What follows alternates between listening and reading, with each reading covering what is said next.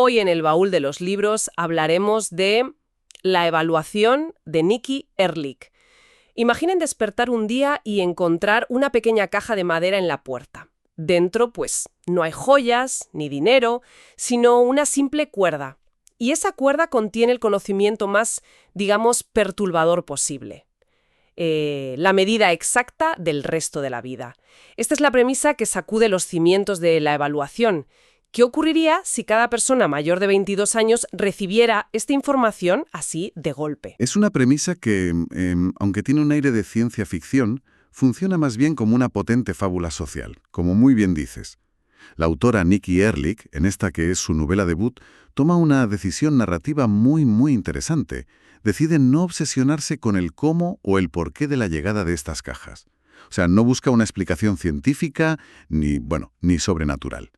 Su foco está puesto totalmente en las consecuencias, en el qué sucede después a nivel humano, social, ético.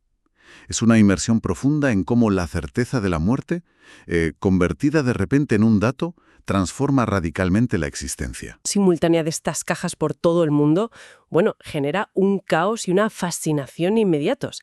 Y la simplicidad del contenido, esa cuerda cuya longitud determina si eres un cuerda corta o un cuerda larga, lo hace aún más impactante.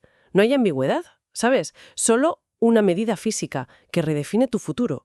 El shock global tuvo que ser inimaginable. Absolutamente. Es el detonante perfecto para una crisis existencial a escala planetaria. La novela nos mete de lleno en las ramificaciones, y no solo las psicológicas individuales, que también, sino las colectivas. ¿Cómo gestiona la sociedad un conocimiento así? ¿Qué pasa con las relaciones, las hipotecas, los planes de jubilación, la política misma? De repente, la finitud, ese concepto abstracto que, todos conocemos, pero que solemos aparcar. Sí, que intentamos no pensar mucho en ello. Exacto. Pues se convierte en un número, en una longitud tangible que condiciona cada decisión. Para explorar este nuevo mundo, la novela nos presenta un mosaico de personajes, cada uno representando una faceta distinta de la reacción humana. Me viene a la mente la historia de Nina. Ella es cuerda larga, pero se enamora perdidamente de un cuerda corta. Su dilema es desgarrador. Puede o debe construir un futuro con alguien cuyo final conoce de antemano. ¿Pesa más el amor o la certeza de la pérdida que va a llegar sí o sí? Es un ejemplo magnífico de cómo la novela aterriza la gran premisa en conflictos muy íntimos y, muy reconocibles. Y junto a Nina tenemos otras perspectivas clave. Están los hermanos Ben y Amy, por ejemplo. Sus vidas y la propia dinámica entre ellos se ven alteradas de forma radicalmente opuesta por la longitud de sus cuerdas. Uno quizás siente la urgencia de vivirlo todo ya, ¿no? Mientras que el otro puede sentir el peso de un futuro quizás demasiado largo y, predecible. Y no podemos olvidar a Javier, el periodista.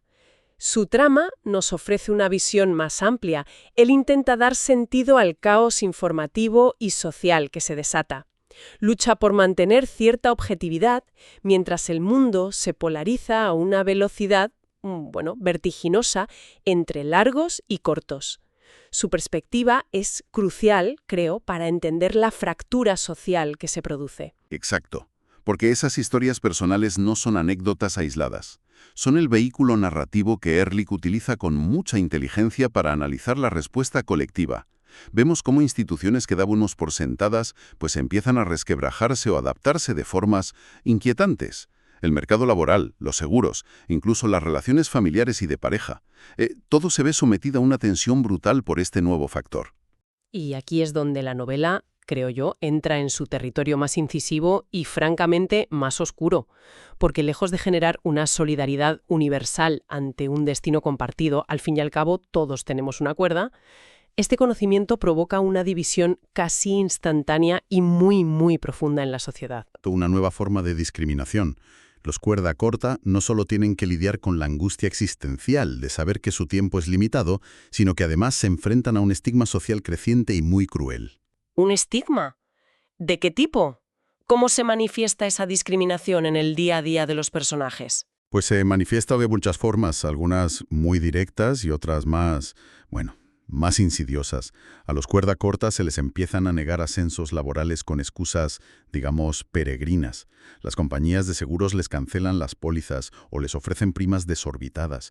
Los bancos les deniegan hipotecas. Se convierten en ciudadanos de segunda clase, vistos con una mezcla de lástima, condescendencia y a veces hasta resentimiento por parte de algunos cuerda larga que sienten que malgastan recursos o atención. Se crea literalmente una nueva subclase de marginados. Una subclase definida únicamente por un dato biológico que no han elegido. Exacto. Es escalofriante porque funciona como un espejo muy claro de nuestras propias tendencias sociales. Totalmente. Utilizamos cualquier diferencia perceptible para crear categorías, para establecer jerarquías, para justificar prejuicios. La novela usa la longitud de la cuerda como una metáfora extremadamente eficaz del racismo, la xenofobia, la discriminación por edad, por estado de salud, por orientación sexual. Vamos, cualquier criterio arbitrario sobre el que construimos barreras. Precisamente. Al ser un criterio completamente nuevo y aparentemente objetivo, la longitud de la cuerda es medible, ¿no? Pues desnuda el mecanismo mismo de la discriminación. Muestra lo absurdo y lo cruel, que es juzgar el valor o los derechos de una persona basándose en una característica innata e incontrolable. Nadie elige su cuerda, como nadie elige su color de piel o su lugar de nacimiento. Y sin embargo, la sociedad rápidamente construye todo un sistema de privilegios y desventajas alrededor de ello. Pero has mencionado antes que la situación tampoco es sencilla para los cuerda larga. ¿Qué tipo de presiones se enfrentan ellos? Uno podría pensar que simplemente tienen suerte y ya está. A primera vista, sí, parecen los afortunados. Pero la novela explora también las sombras de ese privilegio. Para empezar, surge una presión social, a veces sutil y otras no tanto, para que sus vidas sean significativas, productivas, dignas de ese tiempo extra concedido. ¿Qué haces con 50 años más de vida asegurada? ¿Puedes permitirte desperdiciarlos? Se genera una ansiedad por cumplir expectativas, por validar ese regalo. Entiendo, una especie de obligación de vivir una vida excepcional solo por tener más tiempo asignado.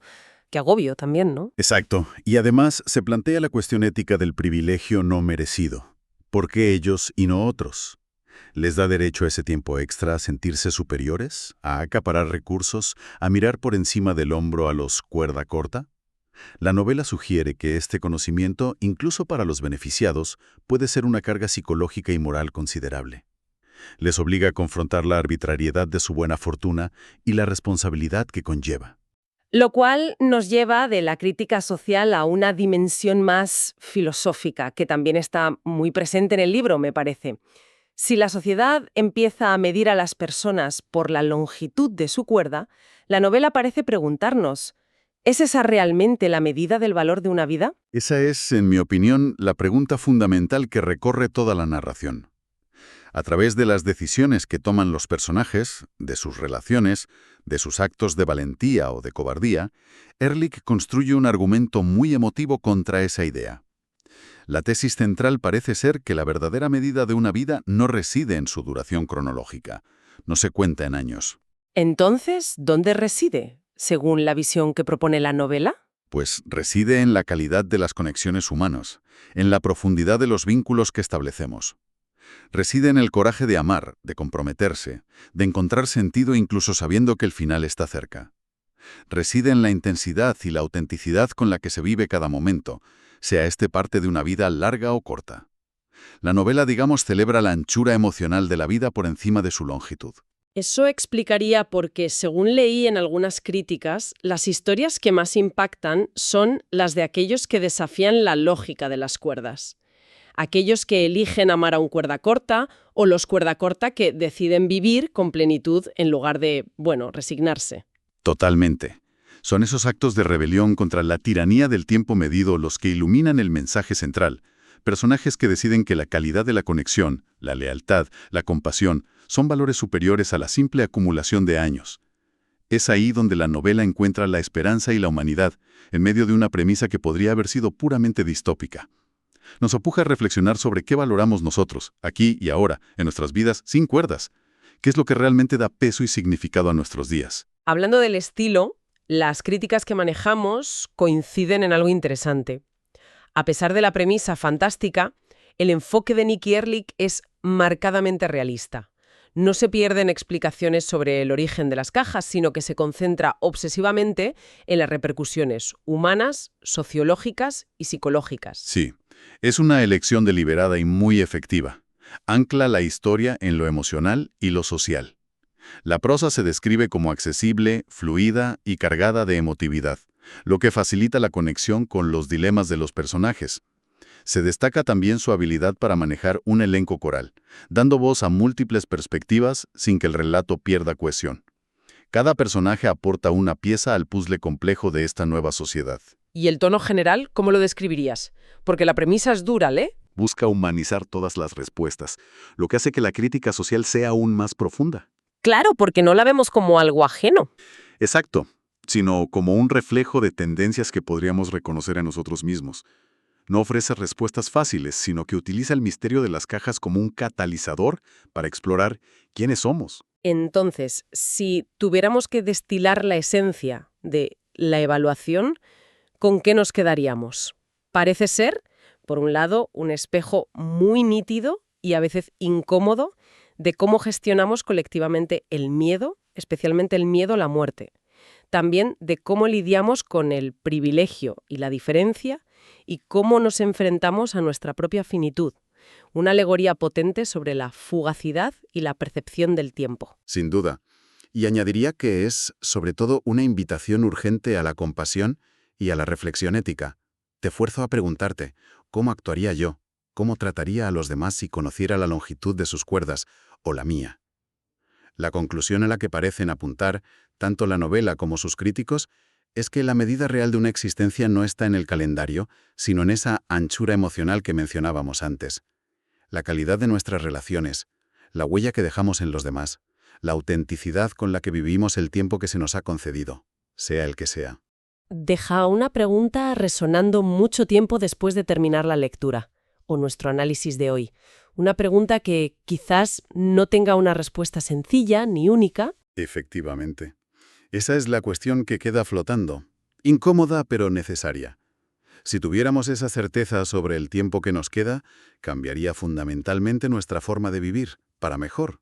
Seríamos más plenos, más auténticos, o simplemente inventaríamos nuevas y quizá más crueles maneras de juzgarnos unos a otros, de valorar o devaluar vidas basándonos en si el reloj marca más o menos tiempo restante. La novela sugiere que la respuesta podría ser más compleja y, bueno, menos optimista de lo que nos gustaría creer. Hasta aquí una nueva intromisión en los libros. Mañana tendremos un nuevo episodio. ¿De qué hablaremos? Hasta mañana.